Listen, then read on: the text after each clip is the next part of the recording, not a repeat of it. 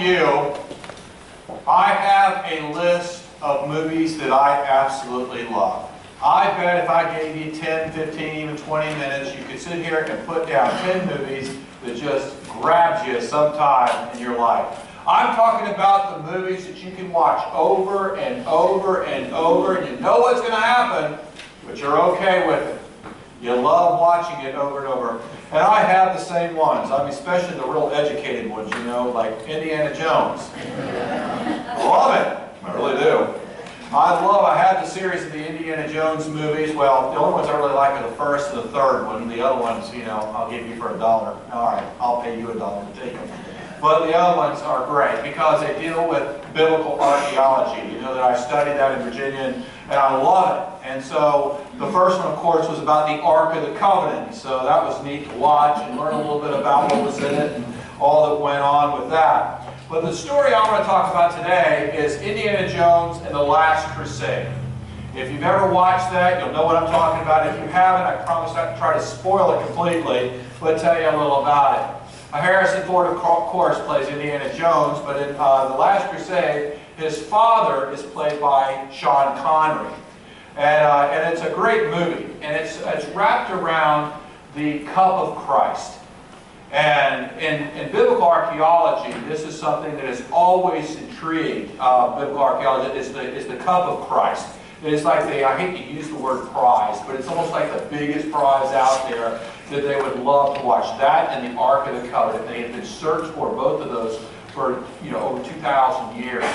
And so even the temple themselves, the Templars, if you remember the Templars, this is what the Templars are all about. They're always looking for the cup of Christ because of the powers that come in. Again, what I'm talking about is the cup, the actual cup that Jesus uses in the Last Supper. Not only did he use it in the Last Supper, but according to legend, I want to make sure I say that right, in legend, when they pierced Jesus, you know that his blood came out in water separately. And when it did, it was actually caught in the chalice itself. And in that, there's lots of legends too. And according to just one of the legends, there's lots of power and life-giving power because the blood and water of Christ. And that's why, if you notice, we do that up here with the wine and the water. It has power. Well, anyway, in the story itself, there is a wealthy collector.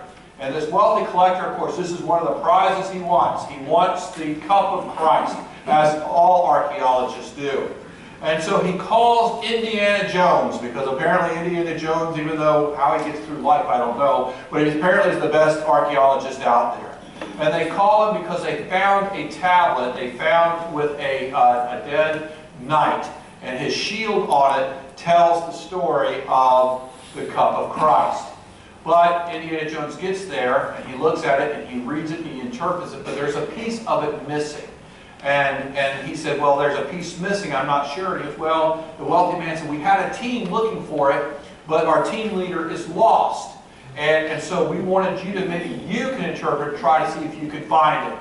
And he said, well, unfortunately, you've got the wrong Dr. Jones. You need my father. And his father, of course, his whole life, he has been searching for the cup of Christ. He is the expert. And they turned around and they said, well, the problem is our leader is missing, and that is your father. So, of course, the adventure begins. Indiana Jones is going to go look for his father and his father's assistant, which was a German archaeologist. And so they go around the world. They're in Italy, all over Germany, Austria, looking for Dad, and they find him. But the piece, the scene I want to talk about today, is they actually find the cup of Christ. And it is inside of this church that is dug in a cliff. And they find the knight who is guarding it, which was the brother of the dead one that they found. And the man is 700 years old because he's constantly drinking from the cup of Christ and showing his power. And he said, you can do the same thing. You can drink from it. You can live forever. It can heal you, whatever you want. But there's a limit. It can only stay in the church. It cannot pass what is called the Great Seal that's on the ground. And so they drink from it. There's a whole bunch of stuff that happens. I'm not going to tell you, so you'll run and go see the movie today. I don't think I'm spoiling it for any of you if you have not seen the movie, because it's been out for 25 years. But when the German archaeologist has it, she looks at Indiana and she says, I've got the cup, let's go. And she's going to run out of the church, and he says, stop, don't go, there's a curse on it, you can't pass the Great Seal. And she says, look, I've got it, which any biblical archaeologist would be so excited. And she goes to leave, and suddenly there is an earthquake. And in that earthquake, she falls, and the cup of Christ jumps out of her hands and goes down into the abyss, but on a lip that's about 2-3 feet down. She goes to run, and she bends down to get it. And there she begins to try to grab it, but it's just like a half an inch out of her reach. And she keeps trying to grab it, but she's slipping in, and Indiana Jones grabs her. And he says, give me your hand. And she said, no, wait a minute, I've got it, give me your hand. He goes, but look, she goes, look, I've got it, I can almost touch it.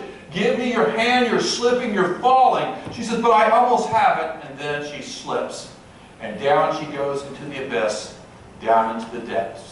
Down into death itself. When it does that, Indiana Jones himself tries to jump and grab her, but what he does, he slides now into this hole where his father grabs him before he goes in, and he's trying to grab the cup that is right there. And his father says, Junior, give me your hand, you're about to fall. And he goes, but Dad, I've got it, I've got the cup. He goes, Junior, he said, give me your hand, you're going to slip, you're going to fall. He goes, but look, I can touch it, I almost have it. And he says, Junior, give me your hand, you're slipping. And he goes, but Dad, I almost have it in my grip.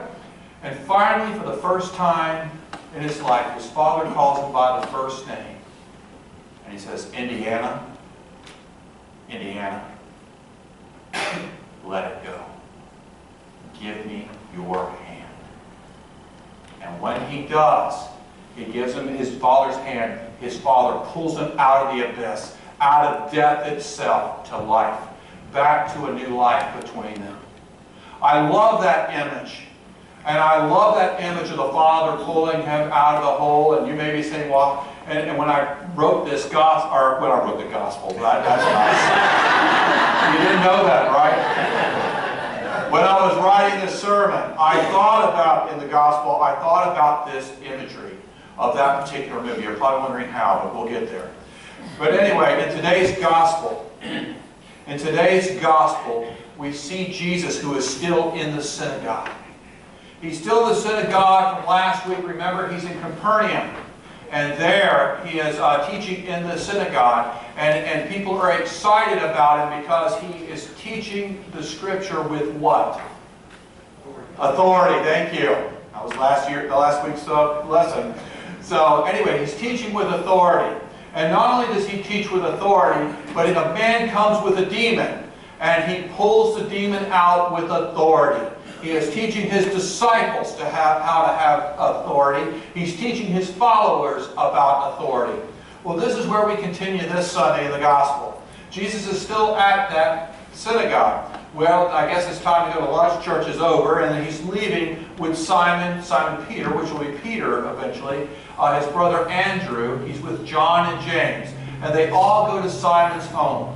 When they get to Simon's home, they come immediately because they see this great rabbi, and they say that Simon's mother-in-law has a fever. Now, I'm going to tell you, in Jesus' time, if you had a bad fever, there was a good chance you were going to die. There was no antibiotics, there's no IVs, there's no hospitals, there's no kind of real treatment, but you will most likely die. And as Jesus, they say, brings in a couple of witnesses as he goes into the bedroom, and there she is lying down. You can imagine her sweating and her body trying to beat this fever. When he looks at her and he has compassion, he then does something incredible. He reaches down. He reaches down. Give me your hand. Give me your hand. And he takes her by the hand, it says, and he lifts her up. And she is instantly cured.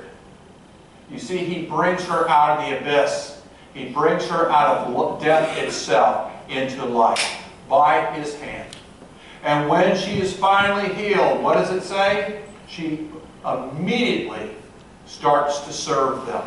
Now, I don't know about you. I just had a sinus infection a couple weeks ago. Even after I was done, I was in no mood to serve anybody. I love you, but I wouldn't have done it. And here she is, up and starting to serve. This is written for a real reason. It is because, A, it's showing what Jesus is teaching his disciples is what she is doing. In other words, she is a living example that once you are saved by Jesus Christ, once you've been given life by Jesus Christ, they need to serve.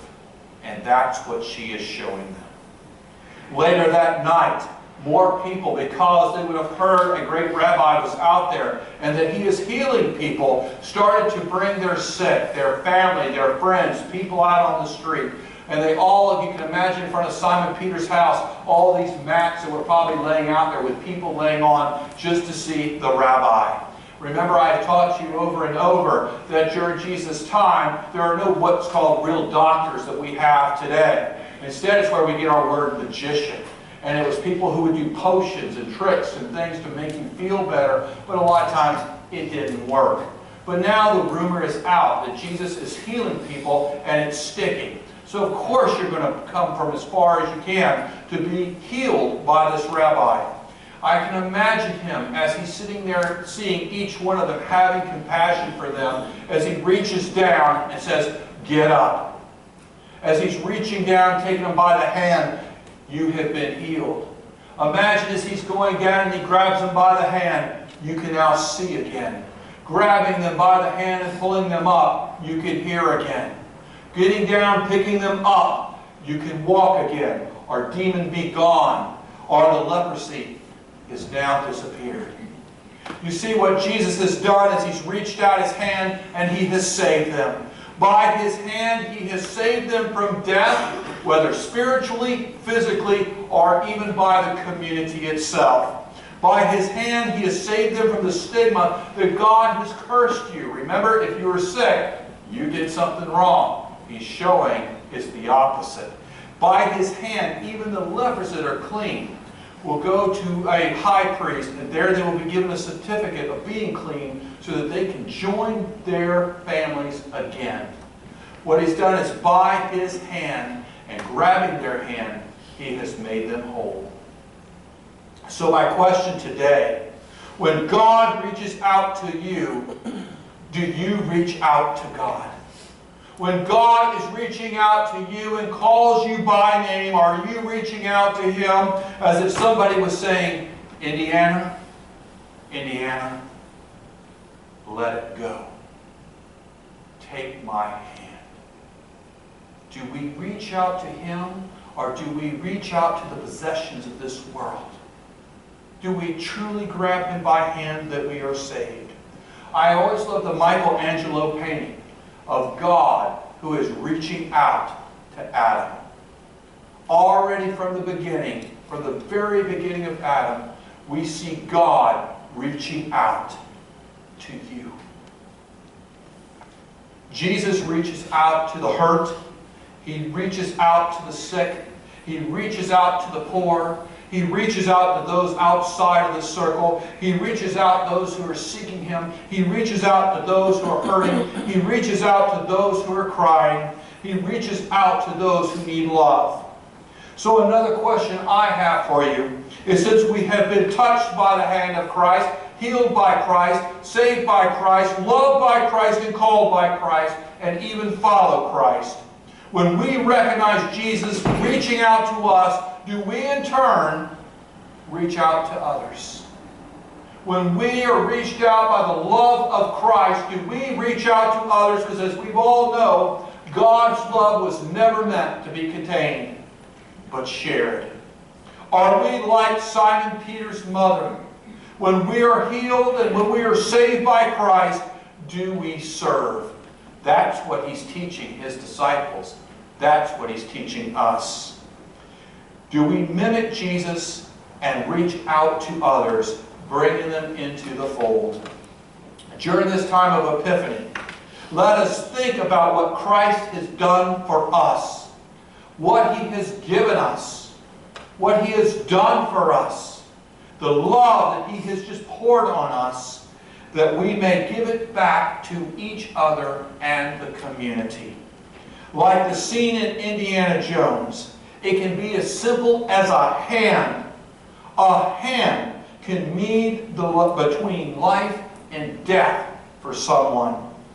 The power of the hand is incredible Do not underestimate it. The power of God is life-giving. Reach out. Reach out to others. Reach out and help them. Save them. Dry their tears. Give them food. Give them shelter. After all, we learned last week, we have learned we can do this with authority. Amen. Amen.